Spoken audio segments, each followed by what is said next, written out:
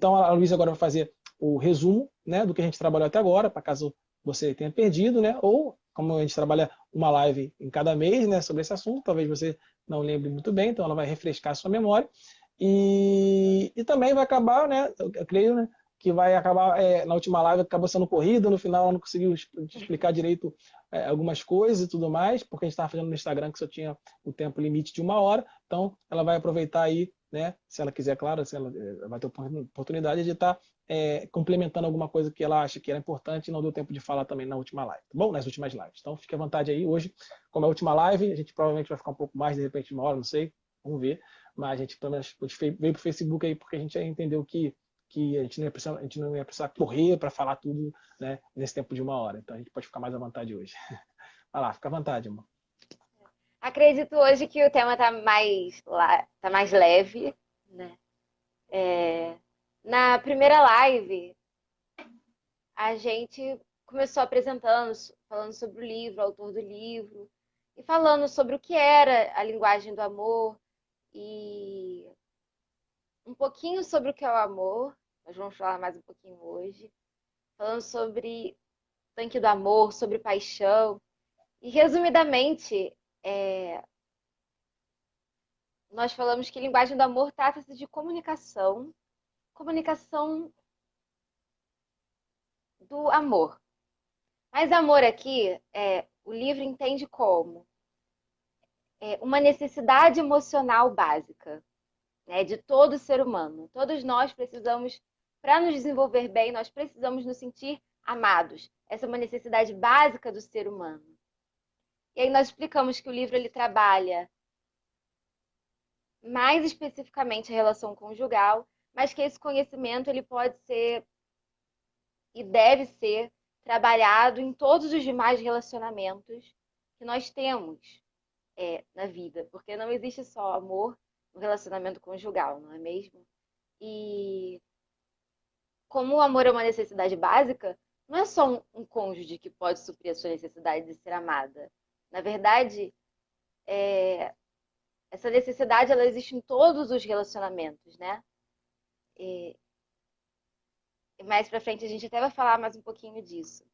Então, assim, linguagem do amor tem a ver com um jeito que você entende que é amado e o jeito que você demonstra amor. E nós trabalhamos que tem pessoas que falam linguagens do amor diferente, elas entendem o amor de uma maneira diferente.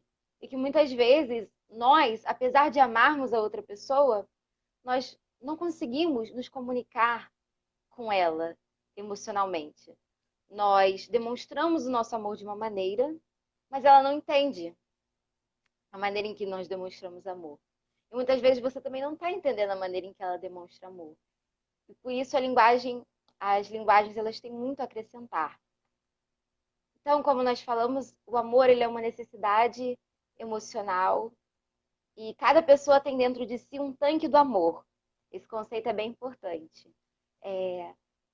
Como nós temos essa necessidade de nos sentir amados, é como se dentro de nós existisse um tanque que precisa ser cheio. Então, quando você se sente muito amado, é quando esse tanque ele está cheio, está transbordando. E quando você se sente pouco amado, esse tanque ele esvazia e você vai começar a ter sensações de que você é amado, de que você não é amado, de que você é desprezado. Então, esse conceito é muito importante no livro. Nós falamos sobre mais algumas coisas, mas para complementar, para resumir, na segunda live nós falamos sobre cada uma das linguagens. Nós falamos que essas linguagens elas têm dialetos. Nós falamos quais são os principais dialetos de cada linguagem do amor. E só para resumir, né, nós temos 5 linguagens básicas do amor, que são palavras de afirmação, que são elogios, incentivos, palavras, palavras como eu estou orgulhoso de você, palavras como você vai conseguir, apreciar, dizer como você aprecia a beleza daquela pessoa, como você ama aquela pessoa. Tem pessoas que se sentem extremamente amadas dessa maneira. E tem pessoas para as quais nem faz diferença, ouvir ou não. certos elogios, ou então sempre está ouvindo elogios e palavras de incentivo. Mas existem pessoas que, se elas não tiverem isso dentro de um relacionamento, elas não se sentem amadas, porque é dessa maneira que elas compreendem o amor. Nós falamos também sobre tempo de qualidade, que são aquelas pessoas que elas mais se sentem amadas. Na verdade, elas só se sentem amadas quando elas têm a total atenção da outra pessoa. Quando ela e aquela pessoa, elas passam um bom tempo juntos, conversando, ou então fazendo uma atividade em que os dois estejam bem envolvidos. A terceira, presentes, pessoas que se sentem muito amadas por meio de presentes. Nós falamos aqui que o presente, ele é um símbolo visual do amor. Então, para a pessoa que a principal linguagem do amor dela é presentes, ela precisa desses símbolos visuais do amor, do seu amor para com ela. E se você não der presente para ela, ela vai começar a se sentir com o tanque do amor dela vazio. A quarta são atos de serviço.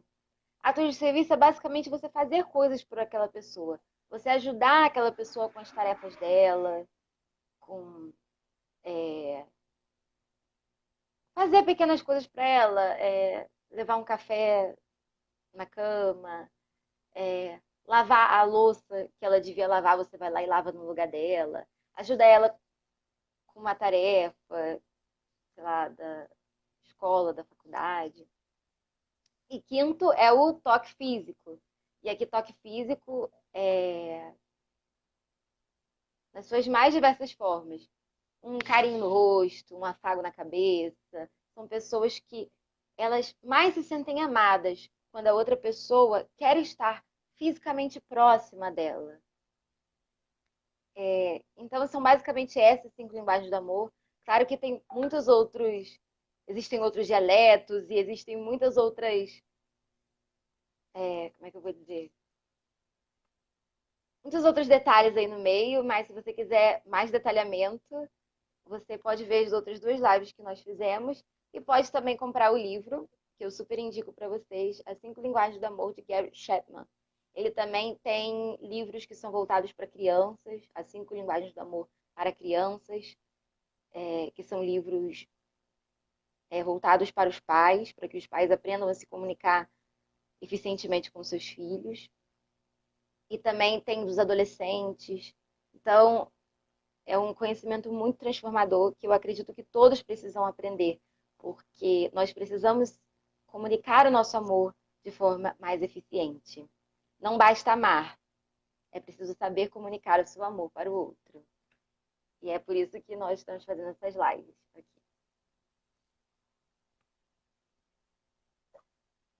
Já pode já emendar o capítulo 9 já, né? Descubra a sua linguagem do amor primária. Pode ficar à vontade.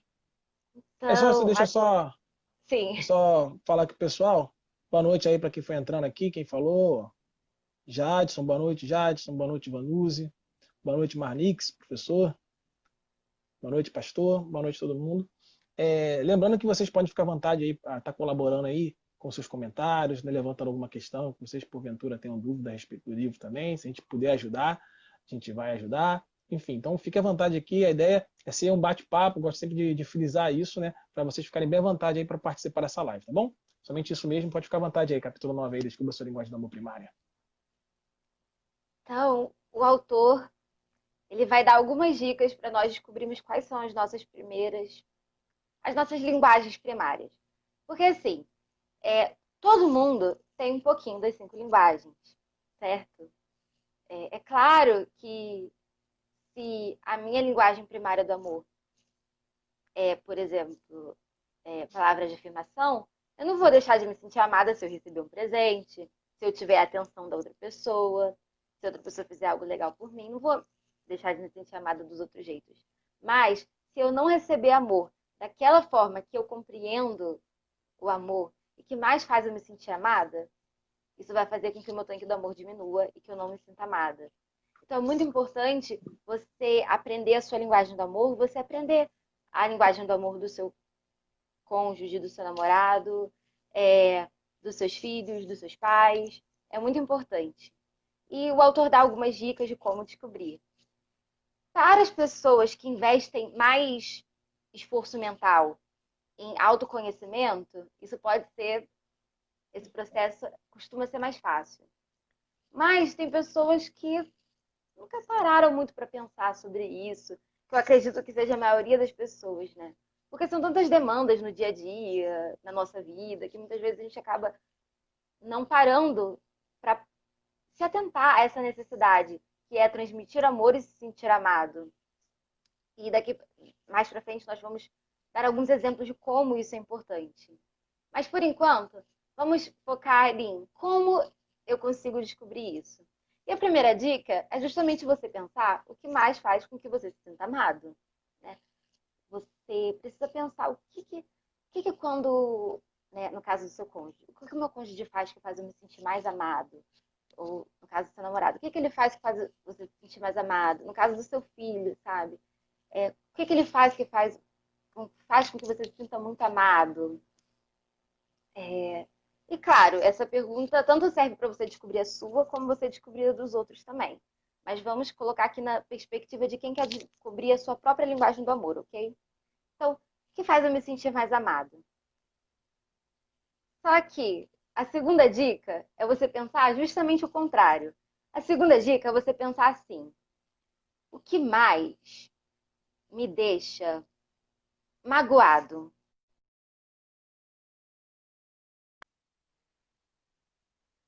Caiu.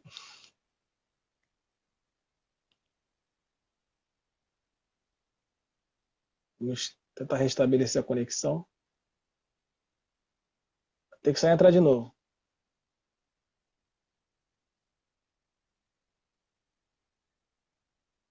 Vamos lá.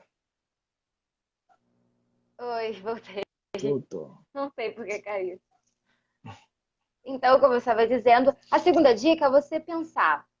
Se você está pensando aí no seu cônjuge, ou no seu namorado, o que ele mais faz ou diz que faz com que eu me sinta magoado, que eu me sinta com raiva? O que ele faz, diz, ou o que ele deixa de fazer, que eu sinto muita falta?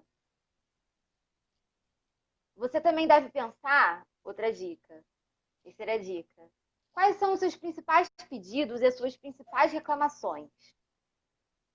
Muitas vezes a gente está reclamando de algo que a pessoa está fazendo, e essas reclamações, quando elas são feitas de forma rude, elas acabam soando como críticas para outra pessoa e acabam sendo negativas.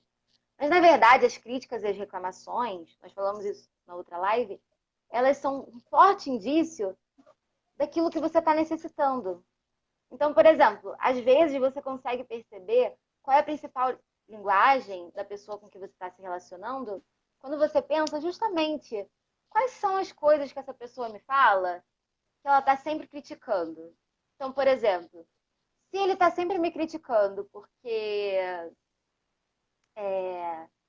eu não organizo a casa, porque eu não ajudo na cozinha, porque eu deixo de lavar a minha roupa, porque se ele fala que eu nunca faço nada por ele, é um forte indício de que a linguagem do amor dele é atos de serviço. E se eu sempre reclamo com ele que ele nunca me dá nada, que ele não tá nunca pensa em mim,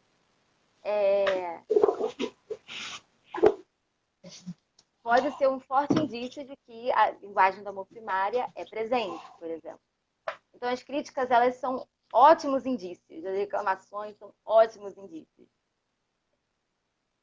E a quarta dica é o que você mais faz ou mais diz para expressar o seu amor.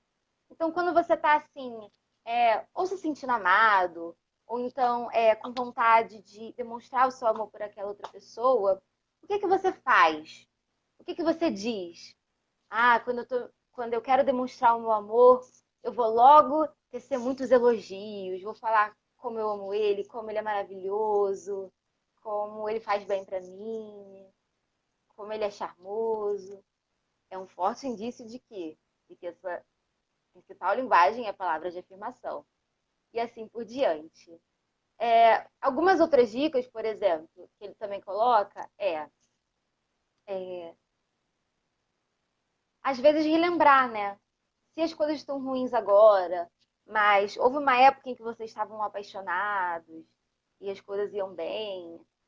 O que você mais apreciava nessa pessoa? O que te motivava a estar do lado dessa pessoa? E por último, você pode imaginar também, né, de novo com relação ao cônjuge, você pensa, como seria o cônjuge ideal? O cônjuge ideal é aquele que tá sempre querendo sentar do meu lado, que sempre me dá um beijo, que segura minha mão, que quer sempre estar perto de mim, se conectar comigo. É um forte indício de que a sua linguagem do amor primária é toque físico. E todo mundo tem uma ou duas linguagens primárias do amor. Então, a sugestão do autor é que você pense a respeito de qual é a sua linguagem primária e escreva em ordem decrescente. Eu acho que a minha principal é, sei lá, presentes, e a minha segunda é palavras de afirmação. Coloque em ordem. E faça também a do seu cônjuge. Faça também essa mesma lista para o seu cônjuge. E depois você chega para ele e discute. Olha, o que você acha? Você concorda comigo? Você acha realmente que eu acertei em dizer qual é a minha linguagem, em dizer qual é a sua linguagem?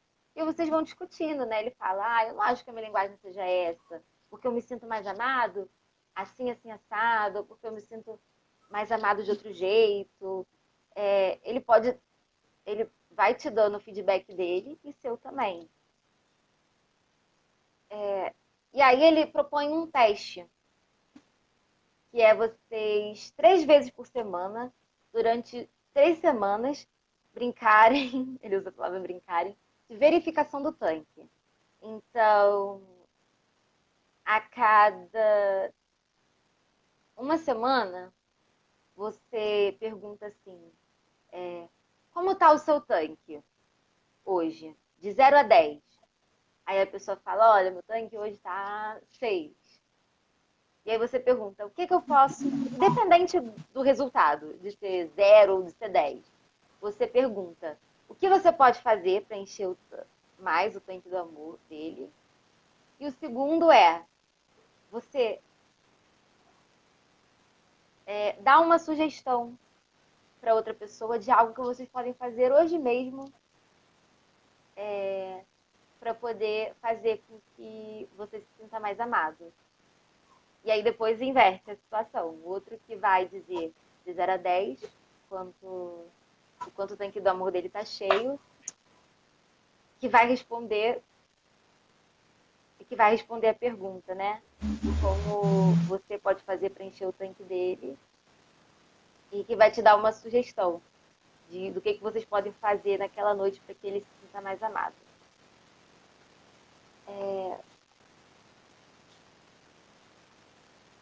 Só um instante. Então, como eu disse para vocês, as críticas, os indicadores são ótimos indícios, mas muitas vezes a gente precisa de sentar e conversar e criar estratégias, como essa da verificação do tanque, como essa de escrever as linguagens do amor. Muitas coisas no relacionamento, elas não vão vir naturalmente, né? Se você tem outra linguagem do amor, falar a linguagem do amor do seu cônjuge, do seu filho, não é algo que vai vir naturalmente. É algo que você vai ter que aprender, você vai ter que fazer exercícios de aprendizado. E eu tenho certeza que essa experiência, se você se dispor a fazer, vai ser ótima. Porque as melhores coisas da vida não vêm de graça, não vêm naturalmente, vêm pelo esforço, vêm pelo aprendizado. E a gente precisa aprender que no relacionamento as coisas não acontecem naturalmente. Seria muito legal se acontecesse naturalmente. mas nós somos pecadores, nós somos falhos, nós precisamos aprender a nos relacionar com as pessoas mais experientes, como o autor desse livro, trazendo todo esse ensinamento que tem para nós. Agora eu vou passar para o Tiago. Eu vou trabalhar o capítulo 10, né? Que é amar é um ato de escolha. Né? A gente, nas lives anteriores, né? A gente, principalmente na live anterior, na segunda live, a gente viu, né, as 5 linguagens do amor, a gente viu, né, como que a gente pode fazer aí para agradar a pessoa, né, que tem determinado dialeto, que tem determinada linguagem do amor e tudo mais, tá? Então a gente conheceu as linguagens do amor, vimos como que a gente pode trabalhá-las, né, no nosso casamento, mas aí, antes de a gente trabalhar as linguagens do amor, a gente primeiro, antes, precisa o quê? Conhecer qual é a linguagem do amor sua e a do seu cônjuge, né? Mas antes ainda de conhecer, a gente tem que escolher amar a partir dessa linguagem do amor. Então começa na escolha, você escolhe amar, depois você aprende as linguagens do amor e depois você aplica, né, as linguagens do amor, né, os ensinamentos da linguagem do amor no relacionamento. Então são 3 passos, né? Então a gente já falou a gente foi do final para o início, né? A gente já explicou as linguagens do amor e como trabalhá-las, depois a gente explicou como conhecer a sua e a do seu cônjuge, e agora a gente vai falar sobre a escolha. Amar é uma escolha. Amor como uma escolha, Então, eu queria começar falando, né, sobre o fato do amor ser um ato de escolha, que a primeira coisa que você tem que saber é que você não está preso às suas antigas escolhas. Independente aí do teu passado, dos erros que vocês já cometeram, né, você precisa saber que hoje você pode fazer diferente. Né?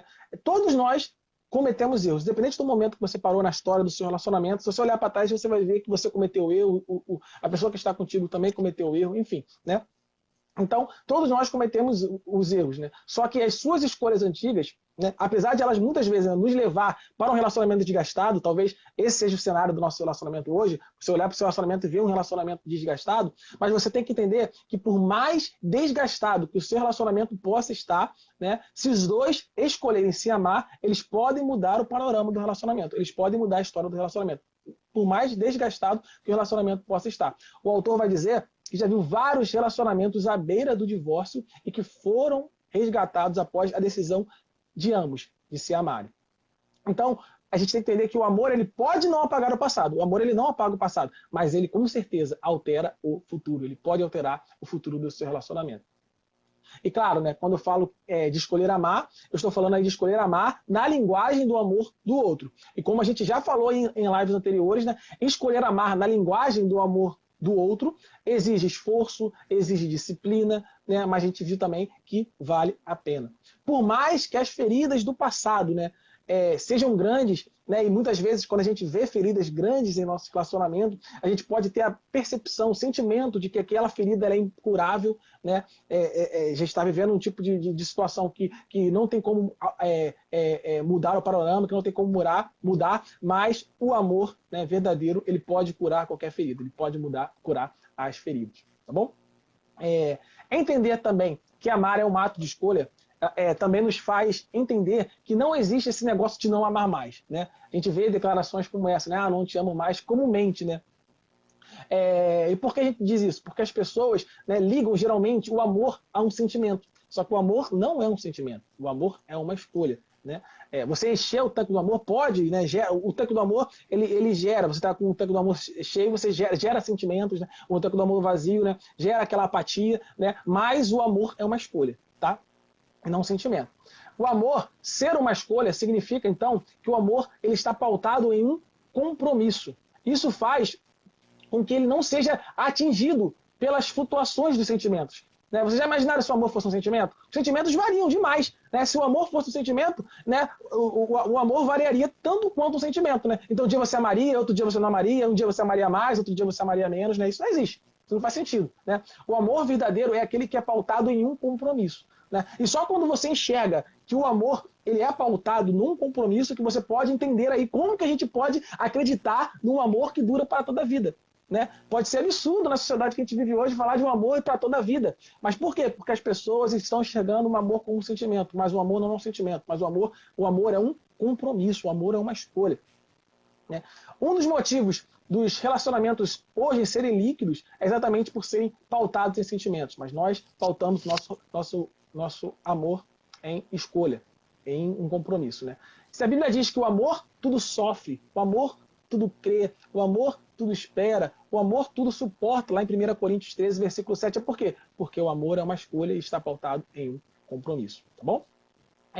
O que acontece também é que muitas vezes, né, em meio às dificuldades, aí, mais uma vez aplicando a ideia da frase, né, que a gente vê as pessoas usando, o contexto que as pessoas usam essa frase de eu não amo mais, o que acontece? Um não sabendo falar a linguagem do amor do outro no decorrer do relacionamento, né, aí vive aquela crise e tudo mais, o tanque do amor vai se esvaziando, né, conforme as pessoas não vão sabendo falar a linguagem do amor do outro, e conforme o tanque vai esvaziando, o sentimento vai também se esvaindo, né, vai indo embora, realmente.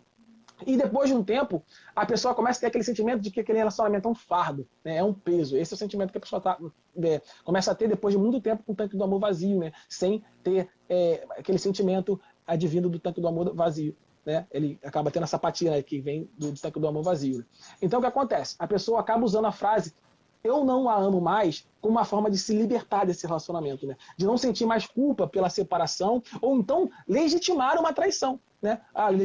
O fato de eu não te amar mais legitima uma traição, né? É o que as pessoas usam essa frase para isso, né? Só que essa definitivamente não é a melhor saída, né? Deus fez o casamento para durar para a vida toda, né? Essa é a vontade de Deus, que o casamento dure por toda a vida. Essa é a vontade de Deus, tá? O divórcio não é a vontade de Deus. É interessante também que quando se está em uma crise no casamento, se está vivendo uma crise no relacionamento, muitas pessoas acham que a saída é o divórcio, como eu acabei de falar, né? E que com o divórcio eles encontrarão aí um outro casamento que o fará mais feliz, né? Só que a verdade é que o percentual de divórcio no segundo casamento é maior do que no primeiro casamento. Então a chance de você ser mais infeliz ainda no segundo casamento é maior, né? Hoje eu vi uma postagem de uma página do Chesterton Brasil. Chesterton Brasil é o nome da página. GK Chesterton Brasil. Né? Que diz o seguinte, olha a postagem que interessante. O efeito óbvio do divórcio frívolo será o casamento frívolo. Se as pessoas puderem se separar sem motivo, sentirão ainda mais fácil se unir sem motivo. Esse texto ele é atribuído ao Chesterton. Né? E eu acho que essa frase tem tudo a ver com o que estamos falando. Né? Quanto mais frívolo é o divórcio, mais frívolos são os casamentos. Né? Então acaba sendo um efeito cascata. O segundo casamento tende a ser mais frívolo que o primeiro, o terceiro casamento tende a ser mais frívolo que o segundo, isso até chegar ao ponto do casamento não ter mais qualquer significado para a pessoa. Né? Então, sem dúvida, te mostrei aí que o divórcio ele não é a vontade de Deus e cientificamente ele é provado aí que você tende a ser mais infeliz no segundo casamento do que no primeiro. Né? Então a vontade de Deus é que a gente permaneça no casamento, que o casamento dure para sempre, independente da situação que a gente esteja vivendo. Essa é a vontade de Deus. Né? O amor ser um ato de escolha também torna o amor mais lindo. Como assim, Thiago? Imagina duas pessoas que não falam a mesma língua do amor. Né? Isso pode ser um problema? Claro que pode. Né? Mas se a gente olhar direito, se você olhar pelo ângulo certo, você verá que pode ser também uma excelente oportunidade. Por quê? Porque fazer algo sacrificialmente torna a expressão de amor maior ainda. Fazer algo que você não faria por dinheiro algum, mas faz por amor, isso torna a coisa ainda mais grandiosa. Né? Então imagina que sua esposa te vê fazendo alguma coisa que você gosta. Ela pode ter dúvida, né? Tipo, você está fazendo essa coisa que você gosta por causa de você, porque você gosta, ou por causa dela. Né? Mas quando ela faz uma coisa que ela sabe que você não gosta por si mesmo, mas gosta por ela, né? Ela sabe que aquele ato é pura expressão de amor. Né? Então, falar a linguagem de amor diferente pode trazer mais dificuldades, mas ao mesmo tempo pode trazer uma oportunidade de você expressar mais amor ainda. Né? Então é sempre a forma de olhar, a perspectiva com que você olha. Né? Então escolher amar significa que você poderia estar em qualquer lugar.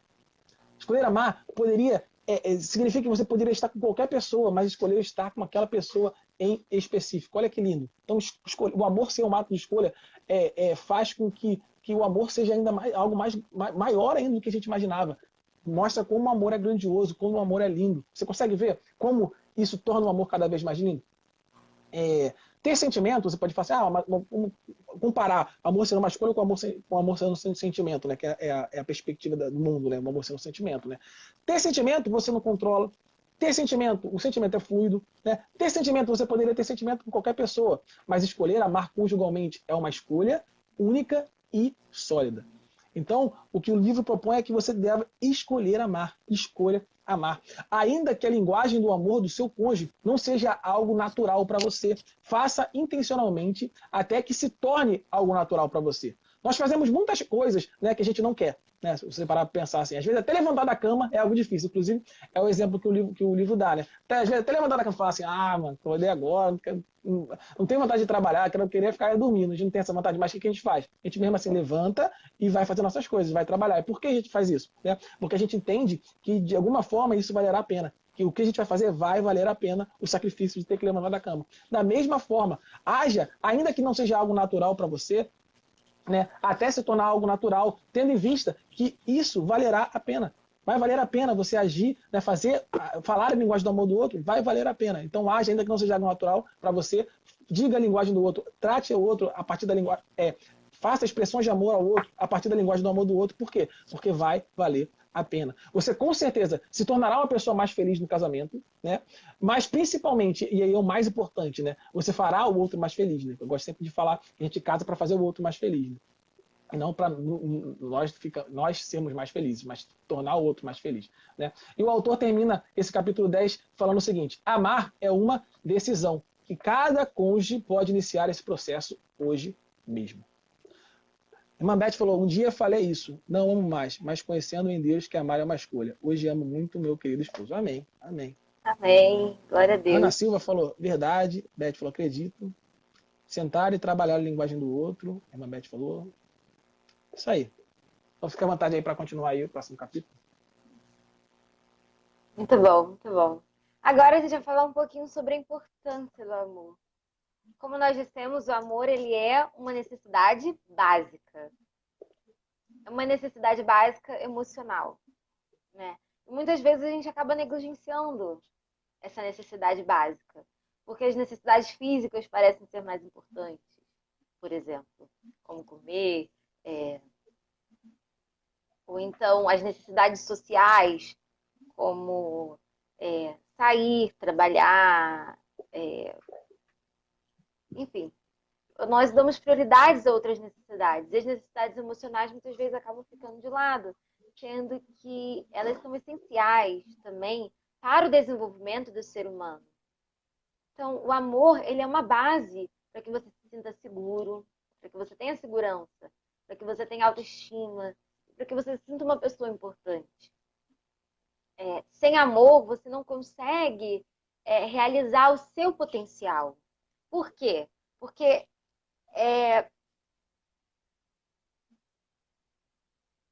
se você como, por exemplo,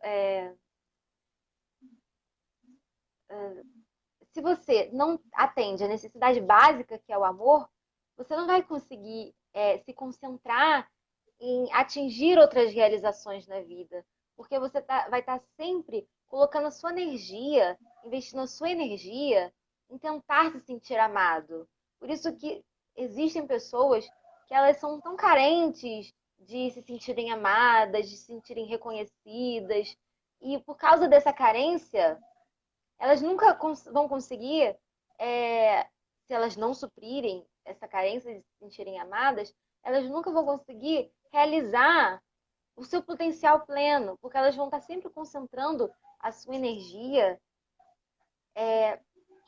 em tentar se sentir amada. E geralmente, quando a sua energia está em tentar se sentir amado, isso nos leva a caminhos ruins frequentemente, porque nós acabamos aceitando certas coisas para poder nos sentirmos dessa maneira. Acabamos cedendo a pressões de amigos que não deveríamos ceder, acabamos entrando em relacionamentos destrutivos, tentando nos sentir amados, acabamos, né, tem pessoas que servem de gato e sapato para outras pessoas, tudo para tentar se sentir amada. Isso por quê? Porque ela não teve essa necessidade básica, que é se sentir amado, satisfeito. O amor, agora falando de novo sobre casamento, ele não vai solucionar todos os problemas do seu casamento, mas ele vai criar a segurança que você precisa no relacionamento para poder enfrentar os problemas juntos. Porque se você não tem o básico, que é se sentir amado, você nunca vai conseguir solucionar o restante dos problemas que vão surgir. Se você não se sente amado, você não se sente seguro. Se você não se sente seguro, você nunca vai ter coragem de dizer certas coisas que você precisa dizer para o outro, de expor certas necessidades que você precisa expor para o outro, porque você vai estar constantemente com medo de que ao expor as suas necessidades, aquela pessoa ela vai te deixar, ou então ela vai te julgar, ou então ela não vai atender às suas expectativas. Isso acaba com o relacionamento. Então você precisa se sentir amado, para se sentir seguro, para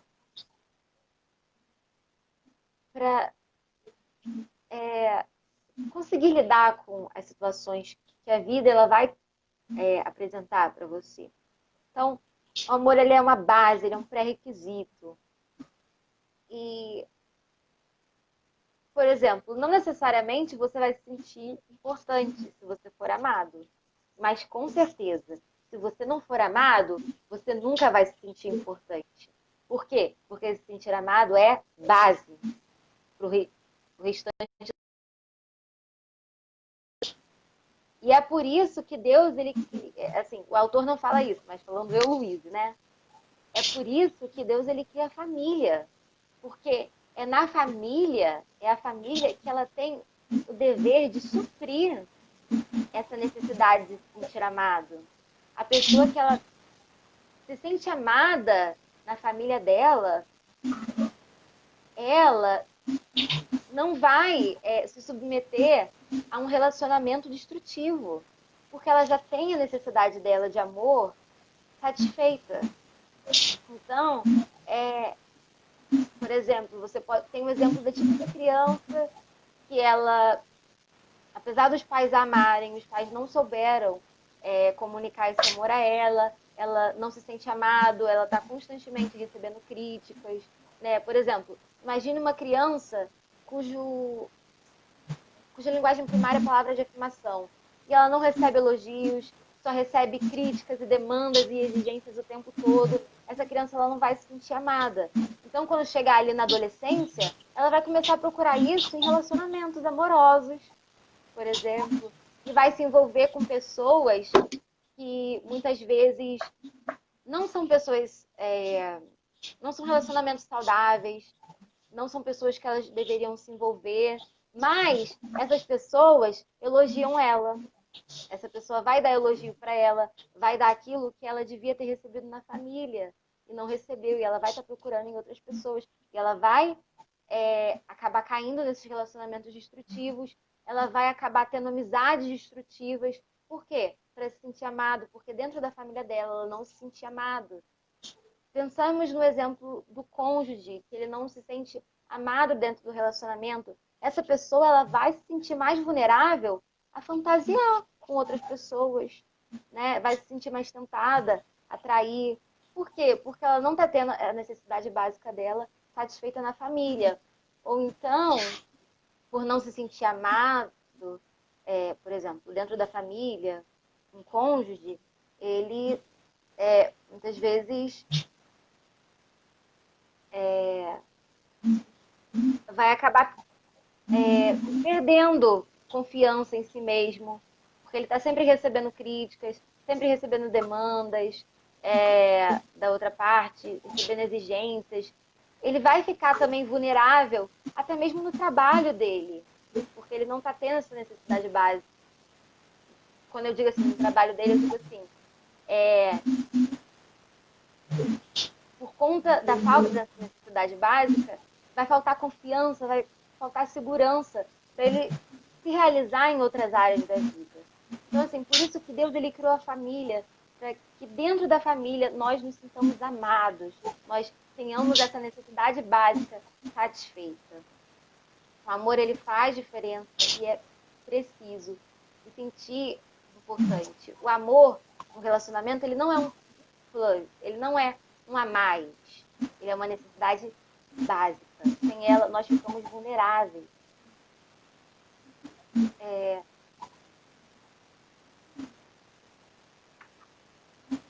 Só um instante. Vamos ver se for lendo aqui o comentário do Marcos. Diz assim, ó, amar é renunciar a muitas coisas para que o seu relacionamento seja duradouro. E vale sim para os dois. Ambos têm que andar em sintonia e muito diálogo. e também estar sempre em sintonia com Deus. Muito bom, Marcos. Obrigado pela colaboração. Pode ler. Vou citar uma parte do livro. O autor fala assim: sem amor, posso passar a vida inteira em busca de importância, autoestima e segurança. Quando experimento amor, ele influencia positivamente todas essas necessidades. Torno-me livre para desenvolver meu potencial. Sinto-me mais segura em minha autoestima e posso concentrar meus esforços para fora, em vez de ficar obcecado com minhas próprias necessidades. O amor verdadeiro liberta. No contexto do casamento, se não nos sentimos amados, nossas diferenças se amplificam. Passamos a enxergar o outro como uma ameaça à nossa felicidade. Lutamos por autoestima e pela importância. E o casamento se torna um campo de batalha em vez de refúgio. Então, quando dentro do casamento você não tem essa necessidade básica satisfeita, você começa a ver o casamento como um inimigo, ao invés de ver ele como aquilo que vai te potencial. Bom, e aí o autor, para fechar, ele fala sobre o tema de amar quem é difícil ser amado. E esse é um tema muito delicado, porque com certeza é mais fácil quando o casal ele admite que todos os dois estão errados e que eles precisam de ajuda, mas muitas vezes acontece o seguinte, que só um tenta buscar ajuda, só um sente a necessidade de melhorar, muitas vezes o outro acha que está certo e é inflexível e não quer procurar ajuda e não quer procurar aprender para melhorar. E aí o autor ele entra numa questão muito delicada. Eu vou tentar passar aqui da maneira resumida, mais clara possível. É claro, sem tanta profundidade assim, mas tentando aí dar uma luz sobre esse tema tão difícil, que é amar quem é difícil ser amado. Mas para introduzir esse assunto, o autor ele fala um pouco sobre a experiência dele e da mulher dele. Ele conta que logo no início do casamento eles tiveram muitos problemas, porque eles começaram a se sentir infelizes, a discutir bastante. Isso por quê? Porque quem a gente mais ama é quem mais tem poder de nos machucar. Essa é a verdade. Por isso que os relacionamentos, no seio dos relacionamentos acaba surgindo ódio, rancor, muita mágoa, porque a gente fica vulnerável para aquela outra pessoa. Nada, acho que nenhum ódio, nenhuma ira supera o ódio que as pessoas têm pelo cônjuge, ou pelo pai, ou pela mãe. Por quê? Porque são relacionamentos mais críticos, em que você precisa se sentir amado, em que você acaba se abrindo, você está vulnerável, e quando aquela pessoa ela faz alguma crítica, te dói muito, muito, muito, muito mais do que, né, se outra pessoa te criticasse. Né? Então, muitas vezes, por conta de críticas, de exigências, acaba surgindo ódio dentro do relacionamento. E o autor falou que eles chegaram em um momento em que eles estavam com muitos sentimentos ruins um pelo outro, sentindo bastante ódio. É uma palavra forte? Uma palavra forte. Mas eu acho que isso precisa ser dito, né? Que no meio de um relacionamento conjugal pode existir ódio. Quer dizer, não é que pode existir ódio, mas quando está disfuncional, pode existir e existe solução para isso, não é o fim do relacionamento. Tá? No relacionamento saudável não pode existir ódio. Por quê? Porque o ódio é quando a ira já se instalou no coração, né? No relacionamento saudável a gente se ira e depois se acalma. E tira aquele sentimento do coração. Enfim, mas eles já estavam já com aquele sentimento florescendo no coração. E eles perceberam. Eu vou ler o que o autor diz. Ele diz assim, ó: percebemos que se continuássemos no nosso padrão de exigência e acusação, destruiríamos nosso casamento. Felizmente, durante cerca de 1 ano, aprendemos a discutir nossas diferenças sem fazer acusações, a tomar decisões sem destruir nossa unidade, a dar sugestões construtivas sem sermos exigentes e, por fim, a falar a linguagem do amor primário um do outro. Tomamos a decisão de amar em meio a sentimentos negativos mútuos. Quando começamos a falar a linguagem do amor primário um do outro, os sentimentos de ira e ódio desapareceram. Muitas vezes a gente acha que esses sentimentos de ira e ódio significam o fim do amor, o fim do relacionamento, o fim da felicidade conjugal. E, na verdade, tudo isso pode ser contornado, né? E acontece que dentro do relacionamento, muitas vezes, a gente cria um padrão para outra pessoa, um padrão que aquela pessoa não vai conseguir cumprir, e a gente começa a acusar e fazer crítica para outra pessoa porque ela não está cumprindo com aquele padrão que você acha que ela tem que cumprir. E a mesma coisa acontece com o outro também acaba te criticando porque você não está cumprindo com o padrão dele. Quando, na verdade, o amor ele não se trata de cumprir as expectativas um do outro, né? Ele se trata mais da sua disposição de doar, da sua disposição de doar. Então, dentro do relacionamento não deve existir exigências. Você tem que fazer isso, você tem que fazer aquilo, você tem que ser assim, assim, assado. O que deve existir é pedidos, deve existir fazer algo pelo outro sem esperar nada em troca. Deve existir fazer o bem pelo outro. E quando a gente pensa nisso, a gente consegue entender mais um pouquinho sobre como a gente consegue amar alguém que é difícil ser amado. Isso por quê? Porque a gente acha que o amor é um sentimento. Quando a gente acha que o amor é um sentimento, a gente pensa sempre que para amar, a gente primeiro tem que se sentir amado. E aí, quando vocês estiverem em um período em que o tanque do amor dos dois está vazio, vai ficar para sempre vazio, porque vai ficar um esperando pelo outro, você vai ficar esperando se sentir amado para poder fazer o outro amado. Vai ficar um esperando pelo outro e não vai acontecer nada, só vai de mal a pior.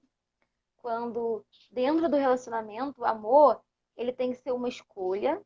Isso significa que você tem que buscar demonstrar amor, mesmo quando você não está com o tanque transbordando de amor.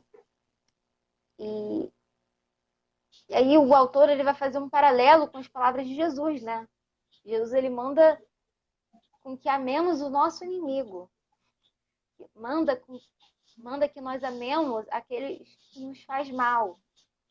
Isso é verdade para com todas as pessoas, quanto mais isso é verdade dentro de um relacionamento, como um relacionamento conjugal.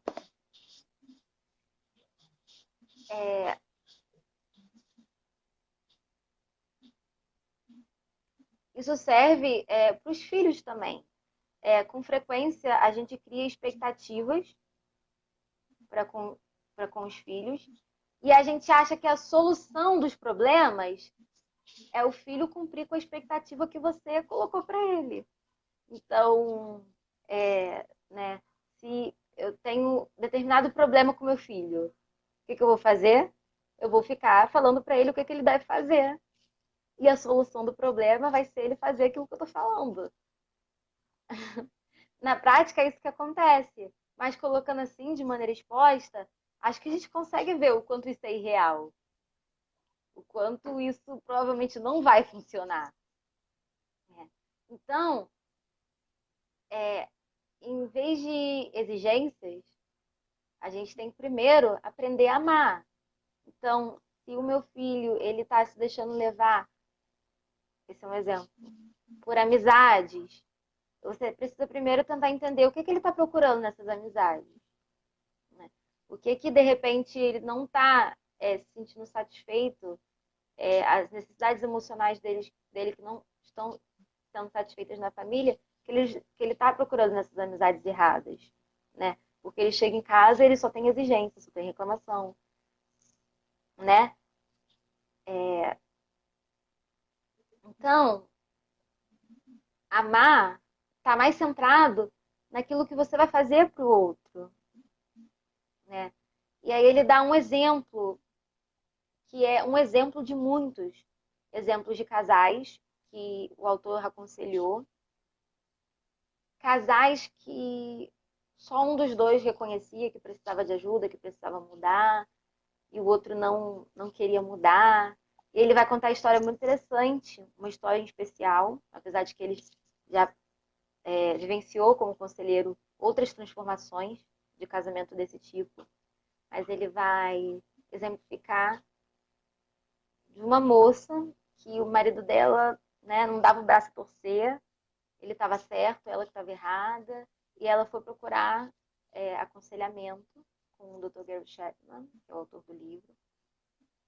E ele propôs para ela o seguinte: ela ia passar 6 meses, sem fazer críticas, sem fazer reclamações, investindo em falar a linguagem do amor dele, por 6 meses. E aí, dentro desses 6 meses, no início dos 6 meses, ela tinha que chegar para ele e dizer assim: olha, eu quero tentar ser uma esposa melhor. O que eu posso fazer para ser uma esposa melhor? Pensa e me dá sugestões. Entendeu? Em vez de ela chegar e esperar e falar para ele assim: você precisa ser um esposo melhor. Ela chegou para ele e falou: eu vou ser uma esposa melhor para você, quero ser uma esposa melhor para você. E aí ela começou a fazer mudanças, é claro. No início, ele falou, né, que nem sempre você vai ganhar uma reação positiva, né? Às vezes a pessoa pode achar que você está tentando manipular ela, né? Porque por tanto tempo você foi apático, agora você está sendo legal, tipo, estranho. Então isso vai exigir um certo cuidado, vai ser feito aos poucos.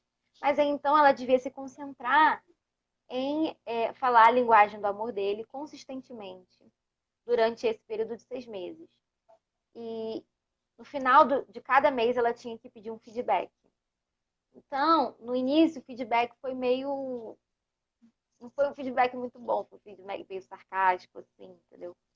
Mas já a partir do segundo mês, para essa moça, ele começou a dar um feedback positivo. E o autor aconselhou ela que a cada feedback positivo, ela fizesse um pedido. Que não fosse um pedido geral, tipo assim, eu quero que você passe mais tempo comigo. Mas que fosse um pedido específico. Tipo assim, eu gostaria que a gente passeasse em tal lugar. Né? E que, independente dele atender ou não esse pedido, que ela continuasse com falar a palavra, a linguagem do amor dele consistentemente durante esses 6 meses. E assim, ela acabou tendo um resultado bastante positivo, o relacionamento deles foi transformado, porque ele começou a se sentir amado e começou a querer fazer coisas também por ela, né? Claro que a gente não vai amar, como é que eu vou dizer, por interesse, né? Esperando coisa do outro. Porque se ela amasse esperando se ela amasse, né? Porque aí já não é amor. Mas se ela fizesse as coisas boas para ele, só esperando em troca, no dia em que ele não respondesse a ela de forma positiva, ela ia simplesmente parar. E aí não ia dar certo. Mas não, ela continuou independente daquilo que ela recebesse em troca. E o casamento dele se transformou. O autor disse que não é porque deu certo para ela, que vai dar certo para todo mundo. As pessoas, elas são indivíduos. A gente não pode garantir que se você fizer essa experiência, se você amar, apesar da outra pessoa não ser recíproca para você, isso vai dar certo. Porque as pessoas, elas são seres individuais, elas fazem escolhas e tal. Mas ele já viu diversos casamentos serem transformados por meio de experiências como essa, em que você ama mesmo sem ter reciprocidade, que você começa a aprender a amar o outro, mesmo o outro não fazendo esforço. E o casamento é transformado dessa maneira. Então, essas são algumas dicas e que são verdadeiras à luz da Bíblia, quando a gente olha sobre o que Jesus nos ensina sobre o amor. Porque tenho certeza que se o amor fosse somente um sentimento, ele não fosse uma escolha, e se a gente tivesse que amar só com base nos nossos sentimentos, Jesus ele não mandaria que a gente amasse até os nossos inimigos, né? Porque para com os nossos inimigos não existe nenhuma reciprocidade, para com os nossos inimigos não existe sentimento bons, né? Mas eu acredito que dessa forma, pensando no amor como uma escolha, a gente consegue transformar o nosso relacionamento. Porque, apesar de, né, como o Thiago falou, se fosse um sentimento, cada dia você ia amar de um jeito. Um dia você ia amar mais, outro dia você vai amar menos, depois você ia parar de amar, né, dependendo da situação. E não é assim. Não é assim. Amar é uma escolha e ela não pode estar condicionada ao que o outro te dá. Ela tem que ser condicionada ao compromisso que você tem, que você assumiu no altar com aquela pessoa. Ou, né, a pessoa que você não é cônjuge aí, com o compromisso que você tem diante de Deus, de como Deus te amou, você amar o próximo. É isso. Muito bom. Então a gente fechou o livro, né? Agora vamos para as palavras finais. Né? Aí não sei como você dividiu aí no seu rascunho aí. Eu dividi em 5 pontos. Você dividiu em pontos também? Ou não? Você fez Não. um. Tá, então eu vou falar 3 pontos para ficar um pouco dinâmico. Falo 3 pontos, depois você fala o que você pensou aí, e depois eu falo mais os 2 pontos finais, tá bom? Mas antes eu vou ler os comentários aqui. A Amabete falou: com certeza, do amor de Deus por nós mesmos, que o cônjuge não mostre um sentimento igual ao seu, mas será suficiente, pois não lhe faltará amor. Achei interessante porque realmente, quando a gente tem que amar incondicionalmente, você ter um relacionamento com Deus te dá força para você fazer isso, né?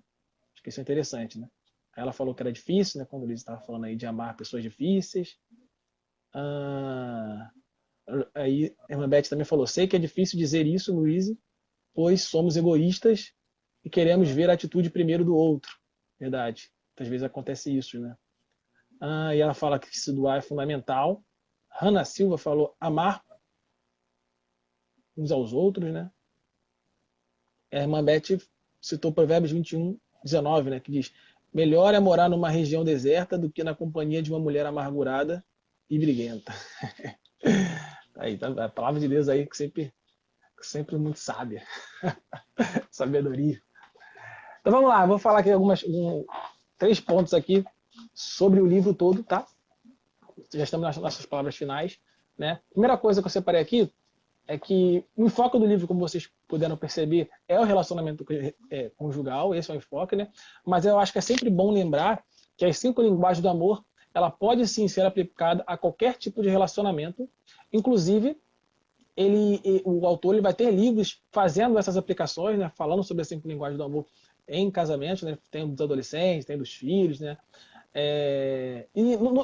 Nesse próprio livro aqui, dos 5 linguagens do amor, do final, né?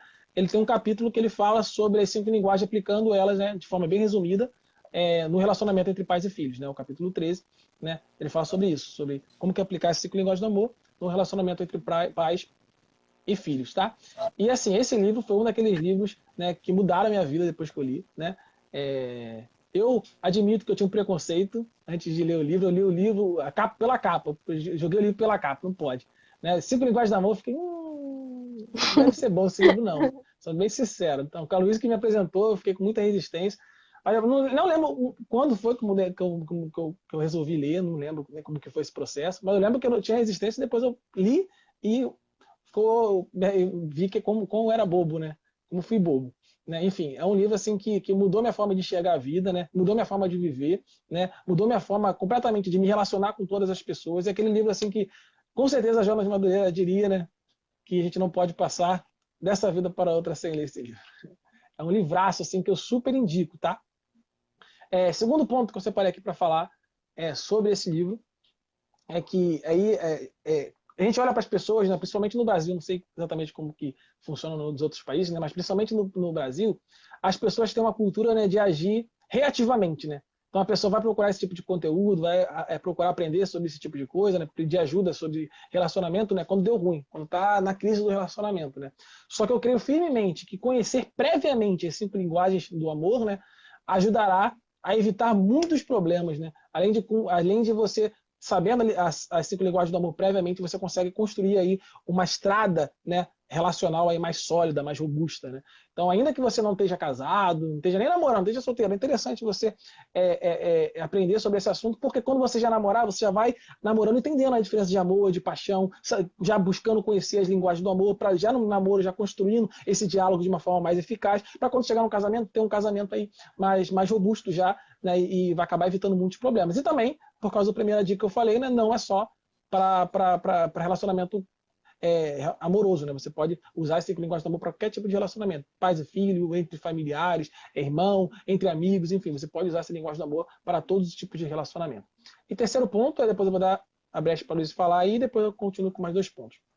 Terceiro ponto, né, é que ainda que a gente tenha produzido aí, vocês acompanharam, mais de 3 horas de conteúdo somando, né? As 2 últimas lives foram 1 hora cada uma, essa aí já tem mais de 1 hora já que a gente está falando aqui. Então a gente já produziu mais de 3 horas de conteúdo sobre esse assunto, né? Só que ainda assim o livro é mais rico. Ainda assim o livro é mais rico. A gente não tem como exaurir aí todo o conteúdo do livro, né? Trabalhar o livro de forma exaustiva. A gente tentou trabalhar de uma forma muito profunda, mais profunda que o normal, porque já tem muito conteúdo sobre esse livro na internet, né? A gente achou que só falar superficialmente, a gente não acabaria trazendo uma colaboração real para as pessoas. Mas eu acredito que a gente conseguiu ser bastante profundo, trazendo uma real colaboração para as pessoas, mas ainda assim, você assistindo todo o conteúdo, todas essas mais de 3 horas de conteúdo, ainda assim, não anula a necessidade de ler o livro, tá? Então, a super indicação é que você leia o livro, né? Adquira o livro e leia o livro. Inclusive, eu creio firmemente que se você ler o livro e depois rever as lives, né? Você tornará a experiência, né, desse estudo mais rico. Você vai acabar entendendo melhor, né, o que a gente falou, né, e também as lives ajudarão você a conseguir refletir mais em cima das coisas que o livro fala. Então, acredito que você lê o livro, depois de ver as lives, vai trazer uma experiência mais rica nesse estudo, tá bom? Então, se possível, adquira e leia esse livro, que eu tenho certeza que valerá a pena. Tá, esse é o terceiro ponto, eu vou dar a oportunidade para o Luiz falar as palavras finais, e depois eu fecho com mais 2 pontos e com um adeus aí na nossa live.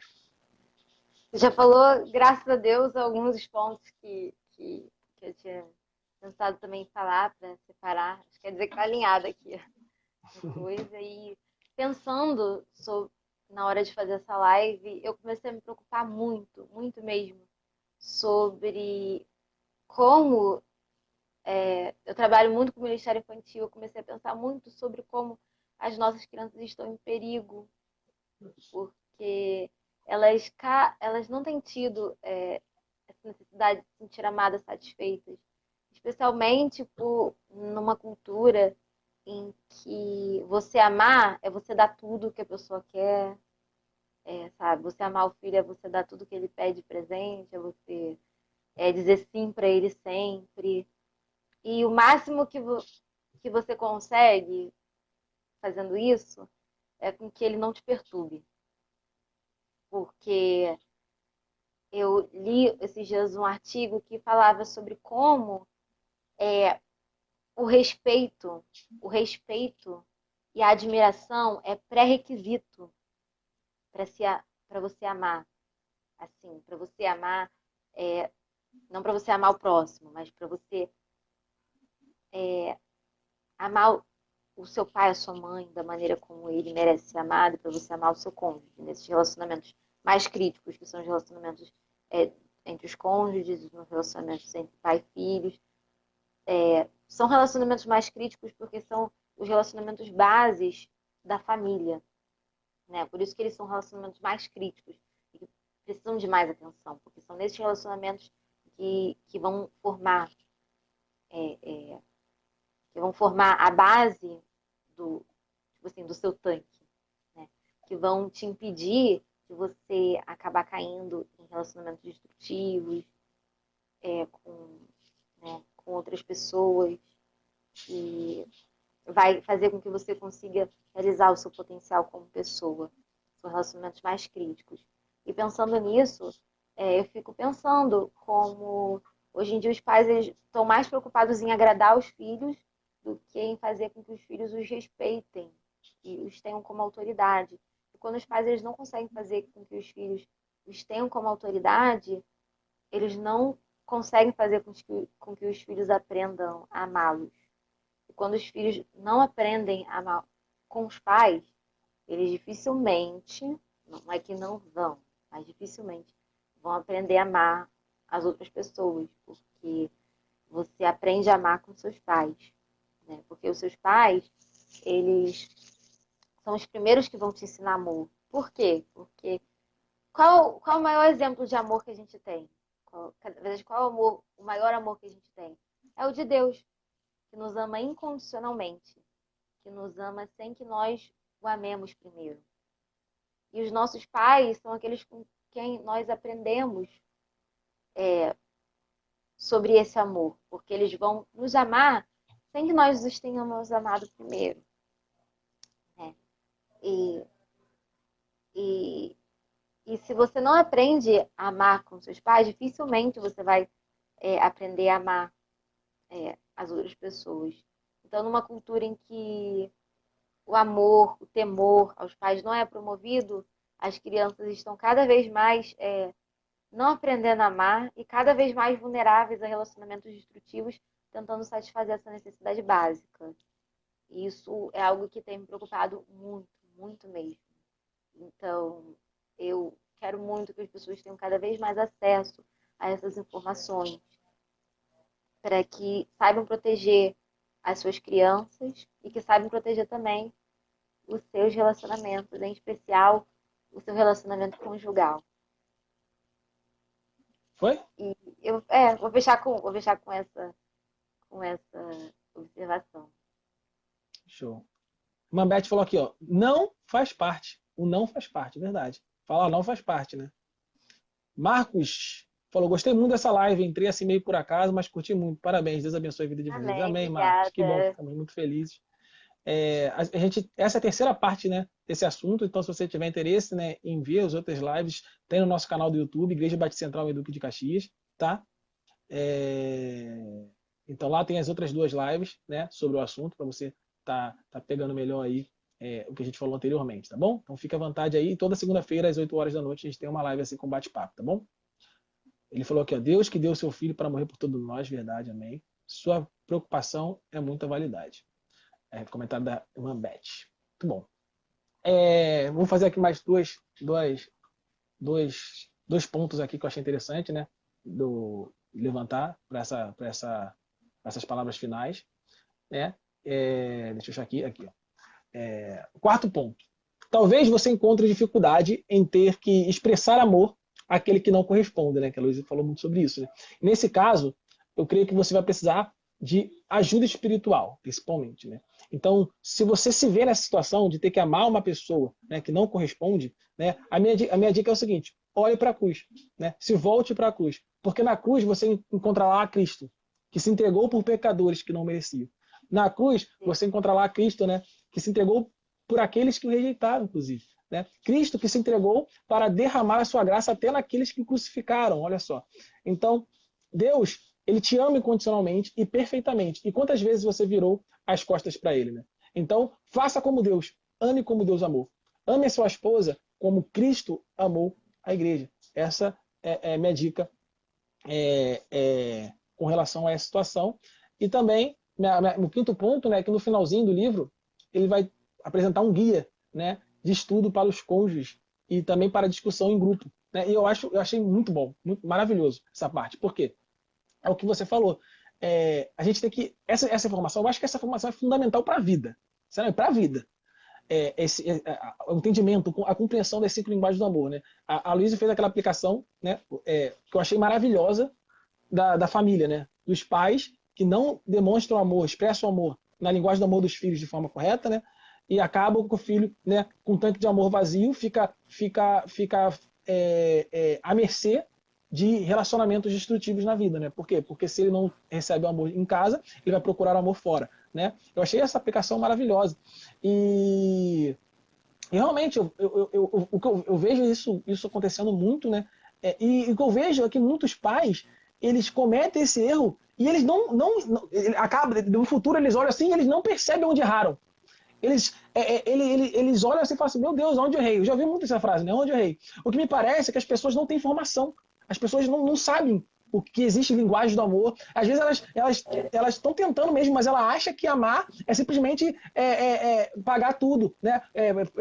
Pagar a escola, pagar. Então estou demonstrando amor, estou fazendo meu papel. As pessoas às vezes acham realmente que é isso que é amor. Então às vezes eu entendo que as pessoas não sabem o que é amor. É isso que está acontecendo. As pessoas não sabem o que é amor.